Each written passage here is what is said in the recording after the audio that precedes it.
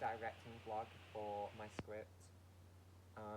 So what I want to start off with was my setting, uh, what my setting was going to be and what it is now. So what my setting was be, because it was a political, it was going to be an election, so there was going to be a podium and there was going to be chairs in front so people could sit at.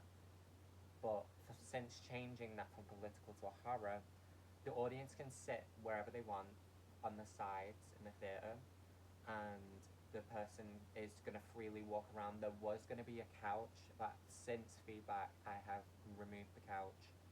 Um, or actually, I'm not going to remove the couch. I'm going to keep the couch there, but I can sit at it if I want. It's not really a thing that the performer can do. Um, I have also used, like, for my directing, I wanted to have a um, the performer say the comments of like what happens. So one of the comments is um, he would find someone better anyways. And I was gonna have the performer say that as if like they're reading the comments, saying them out loud. But since then, I'm gonna have them as like sounds, so it's like constantly replaying over the performance, like so it messes up their head and it builds up this rage.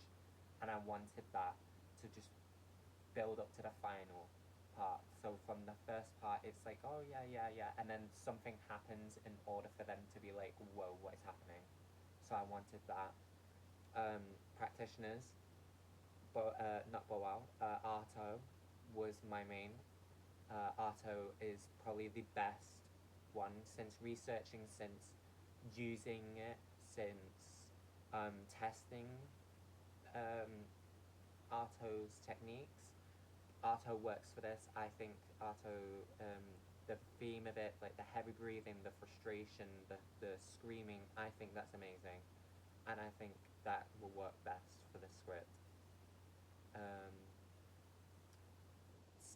the soundscapes that I'm going to use for the setting is the comments are going to be replayed over and over again, and I'm also going to have like dank, like heavy metal ish music, like so for like adrenaline, so it builds the performance like stimulus up, and I want that to be um, so it leads up to like the anger that someone can have from not getting the response that they want from online comments and stuff like that, and I want that to be like, since someone who has MPD, maybe like take that more to heart, and I want that to be shown throughout the performance, and I want that to be lead up to the final point and the final thing. And then at the end, there was going to be a comment of, I wonder how many likes this will get.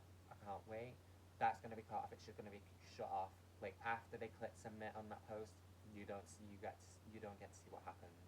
And I think that's good because it just leaves people thinking of to be like, what did happen next? Do they get to see the comments? And I think that's um, an incredible thing to think about, because I want to leave the audience thinking, stuff like that. Lights I'm going to use, I'm probably going to use a red light, but I'm going to have it so the red light's dim. Well, no, the performance starts off with a white light, so it's like, oh yay.